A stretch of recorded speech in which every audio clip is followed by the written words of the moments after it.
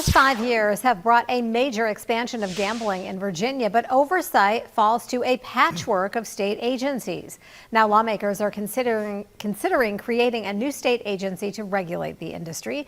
Senior reporter Joe DeShiel is in studio with that story tonight. So Joe, where does that proposal stand?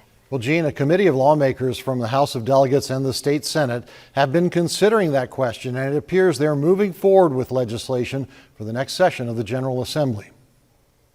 Virginia has had the lottery and the race is on in the opener here at Colonial Downs and pari-mutuel betting for over 30 years. But in the last 5, the options for Virginians interested in placing a wager have exploded. Regulation of the industry remains fragmented. And I think oftentimes we kind of maybe get complacent and things grow and we don't acknowledge the growth, and we don't acknowledge the value that they can bring, and sort of we lose control. So now we're reeling all this back in. Botetourt County Delegate Terry Austin is a member of the joint subcommittee studying the feasibility of establishing the Virginia Gaming Commission.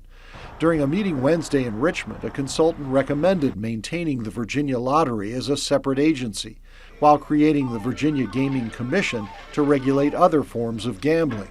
Austin didn't weigh in on that approach during our conversation, but said he believes the time has come to consolidate. VDAX regulates some of it. State police now investigate and regulate some of it. Casinos have their regulations and their policies, how those machines report back to the Commonwealth. So we've got a good accounting of what's taken place. Problem gambling is also involved here. Problem gambling has become an issue. The ability to enforce problem gambling and help people who have asked for help, who put themselves on a problem gambling list.